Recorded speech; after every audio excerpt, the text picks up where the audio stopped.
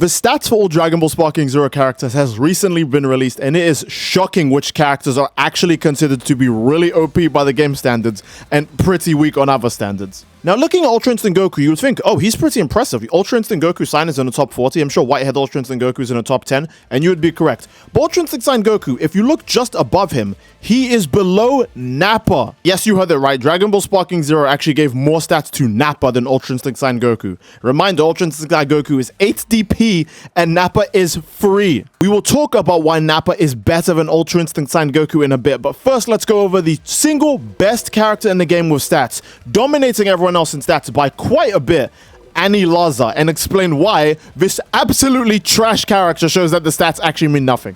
Hello everyone, it's me again, Steedoj here, back to more Dragon Ball Sparking Zero, and I just wanted to go over the character stat sheet real quick in Dragon Ball Sparking Zero. This actually shows every character stats by far. So let's say a good example, Anilaza, the highest character in the game, has 1,517 overall stats. Pretty absurd, pretty insane, because all the way in 43 with Super Saiyan God Vegeta, he is a 795, so you can see he is considerably weaker than Anilaza. But what if I told you that the stats didn't matter at all, because Anilaza, forget the attack, forget the defense, and even forget the absurd Ki Blast damage he does, Anilaza just sucks. Anilaza is one of the worst characters in the game by far. Now, before we talk about why his attack is so much lower than DBS Broly's, his defense is monstrously high at 983. Literally has 900 more defense than the character in second place, and his Ki Blast damage is also way higher. In fact, Anilaza has the highest super attack damage in the game. So when it hits you with his spread energy wave, his warp punch, and his destructive burst, that is some of the highest super attack damage you are taking in the entire game if you choose to accept it. The issue though is that Anilaza is just straight cheeks. The character has bad combos, he's really easy to stagger, he's hyper slow, and one of his super attacks, Spread Energy Blast, is actually awful. It starts up legit takes over 5 seconds before it can do any actual damage, and his other super, Warp Punch, while it's great on paper, is a grab super. It's very, very short range, and it costs 4 key bars, meaning if you miss it, you need to somehow charge 4 key bars again with a character this terrible. Now again, Anilaza's saving grace is the super attack damage, so if you are an Anilaza main, I would recommend just trying to get as many warp punches, as many howls, and as many destruction bursts as you can, since Anilaza's ultimate is technically the strongest in the game. But other than that, the character is just straight trash. He has the best stats in the game and is actually bad. Before we talk about the other characters, let's move on to DBS Broly, who has the second best stats in the game, which kind of makes him pay to win if you did pre-order the game. There is DBS Broly, the second best stat character in the game, and honestly, he might as well be the best. Anilaza is only ahead of him by 7 points. It's such a small, minor difference. They could have upped Broly's defense all the way to 90, and he would have been equal to Anilaza. But look at DBS Broly's absurd attack melee, 1,427. This means that DBS Broly has the highest rush damage in the game. Now, again, melee does not include melee super attacks. Not that DBS Broly has any once he reaches full power, but this is just raw melee damage. When DBS Broly combos you, he is doing the most damage out of any character in the game. Super Saiyan 4 Gogeta is considerably doing less damage than him. Even DBZ Broly is also doing less damage. Ultra Instinct Goku is even doing less damage. In fact, over 200 less damage than DBS Broly. What I'm basically saying is that unlike Anilaza, DBS Broly has an actual stat that you want to be worried about, because this is a character that actually has super armor, and he can actually utilize his armor well because his damage is monstrously high. A good example is that if you're trying to use Yajirobe or Master Roshi against DBS Broly, that is the worst matchup ever, because not only are you not going to break his super armor, your defense is much lower against the character who has the highest attack stat in the game. He can probably actually unironically kill you in one combo. This means that extended combos of DBS Broly are going to be the greatest damaging combos in the game. So basically, this is a character you don't want to catch backshots from, especially if you're butt booty naked. And in third place, there is Super Saiyan 4 Gogeta. As everyone expected, Super Saiyan 4 Gogeta is still the GOAT. DBS Broly is the only character I would consider actually better than him, because again, Anilaza is straight trash. And Super Saiyan 4 Gogeta, honestly, by some metric, he actually has better stats than DBS Broly. Super Saiyan 4 Gogeta does have a lot less attack damage than Broly, but his defense is considerably higher. In fact, it's actually decently high compared to a lot of other characters in Sparking Zero. It takes either tanks or just gods to be more tanky than Super Saiyan 4 Gogeta. And his Ki Blast damage is way, way, way better than Broly's, meaning anytime he lands Big Bang Kamehameha, Ultimate Impact, or Ultra Big Bang Kamehameha, he is doing a lot of damage. Now, what if I told you Super Saiyan 4 Gogeta was secretly actually the best character in the game stat-wise, and here's why. Now, keep in mind, these are charted when the character is an individual, not when you fuse two characters into Super Saiyan 4 Gogeta. This means he is actually more OP if you bring a Goku and a Vegeta to fuse together into Gogeta, as well as if they have capsules on them, because you can do ranked matches with capsules on, and have Goku and Vegeta fuse into Super Saiyan 4 Gogeta. They technically actually have the most stats in the game, and it's by a massive long shot. Anilaza is not a fusion, and neither is Broly, and Super Saiyan 4 Gogeta is quite a bit ahead of Blue Vegito and Blue Gogeta, who are the only other two fusions who compare to him. So he is technically the best character in the game. Even if you check Super Saiyan 4 Gogeta's overall health, he literally only has 1 less health point than DBS Broly, which is quite amazing because he's tankier than him too. So you can see the potential in SSJ4 Gogeta. And another thing the stats talk about, since I never actually mentioned the other two fusions, the stats say that Vegito is considerably better than Super Saiyan Blue Gogeta. So yes, Vegito fans, you have found another victory in the fact that Blue Vegito is much stronger than Blue Gogeta in this game, with Blue Vegito having higher melee damage, equal defense, and actually equal super attack damage, meaning Vegeta Blue overall is just better than Gogeta Blue. Now the issue is that's what I would say if it wasn't for a few factors that again the list doesn't take into account. Vegito may have better stats than Gogeta Blue, but let's talk about his actual moves for a second. Vegito Blue has settling the score. It's a nice buff, but not one of the better buffs in the game, and full power charge, which literally just gets him to 5 bars of ki right away. And I don't want to be rude, but like just charge your ki, like don't be lazy. And now when it comes to the super attacks, Vegito Blue has God Kamehameha. Now this is one of the more slow super attacks in the game, for lack of a better word. The startup is super long just to do a regular Kamehameha, something that base Goku does really quick, takes Vegeta an age to fire out. A mega finishing blow, to be honest, is an actual good super attack. That one is actually pretty nice. But you'll see in a bit why Gogeta's melee is actually better, and God Final Kamehameha is an actually good ultimate. Like, I'm being honest, that ultimate is clean. But if we go over to Gogeta Blue, you can see that he has instant transmission, which is amazing. Instant transmission is one of the best skills in the game, especially for breaking lock on any point and getting a free charge up in. Stardust Barrier, which is a super low-cost shield move, deflects attacks, deflects people. It's just a good get off me button. Stardust Blaster, which is way faster to activate and does a ton of damage. It even combos with his charged ki blast. In fact, it combos easily in general because it's not slow. Meteor Explosion, which is an amazing melee super attack that knocks the enemy high up into the air, forces a super long recovery for them, and actually gives you enough time to land Ultimate Kamehameha for the true combo if you're in max power mode. This is the main reason why I think Gogeta's melee super is better than Vegeto's melee super. Not only is its stun property better, but at max power mode, Gogeta can actually combo it into his ultimate attack, something Vegito can't do. So even though Vegito has more stats than Gogeta, Gogeta does have the better moves overall. So keep in mind, stats on everything. I know we want to agenda post and say Vegito better than Gogeta or Gogeta better than Vegito, but they're about equal. Vegito has the better stats, Gogeta has the better supers. It is what it is. Again, if we were operating characters based on stats, that would mean Anilaza is the best character in the game, and we just know that's a lie, okay? Now, before we talk more about the top 10 characters, I want to go to the very special place that I mentioned before.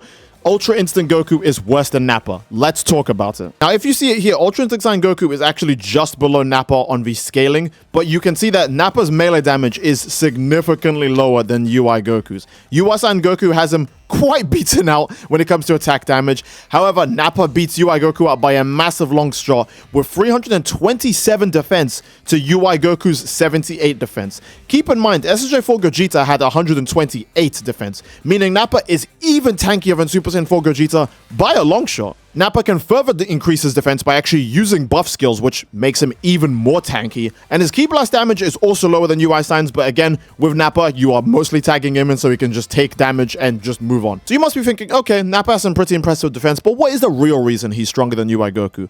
Well, according to the game, he is stronger than UI Goku simply just because he has an entire extra health bar. If you're actually looking at the list, you can see that everyone who was past UI Goku has 4 health bars. Characters with 4 health bars generally just have more stats because they have more health. Even your favorite 3 health bar characters are seen as weaker than characters who have 4 health bars, simply because that's an entire extra life bar. That is a massive deal, whether you like it or not. Some characters become way better, like Jiren to full power Jiren, just because he gets an extra health bar. In fact, a good example is that UI Sign Goku goes from being 38th place all the way to straight up just 8th place because he transformed once. A transformation that only costs 2 skill counter to do makes the character go up 30 levels. So having an extra health bar is a big deal. The game recognizes it as a big deal. It's an excuse to let any character fight longer and harder. 1 extra health bar seriously just goes a long way. There's pretty much no reason to pick Nappa over Recoome since, again, Recoome just has more defense than Nappa. But Recoome also has False Courage, which is a really cheap defense buff that gives him even more super armor. This means that not only is Recoome just naturally more defensive than Nappa, he also just has a defense skill that is really cheap and really easy to activate in the middle of a fight, and that just gives him armor and even more defense. This is absurd because Recoome is already a pretty good character. Again, yes, his damage is really low, but Recoome Ultra Fighting Bomber is where you'll probably get most of this character's damage if you're not just tagging him in so your other characters can heal faster. Dr. Wheelo. Now, you'd be surprised because giant stats are treated very weirdly in this chart. You'll see that Dr. Wheelo apparently has an attack stat of only 89.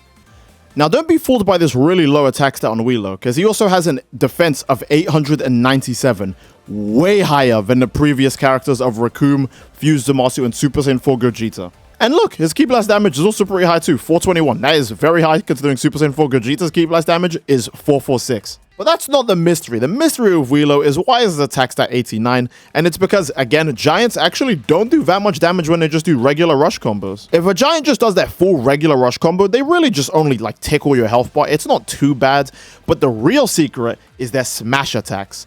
Dr. Wheelo's smash attack, amongst all of the giant characters, can hit for around 5k to 7k damage on a single smash attack. They can basically take over half a health bar in one hit. And keep in mind, smash attacks give you armor on top of a giant character who already has armor.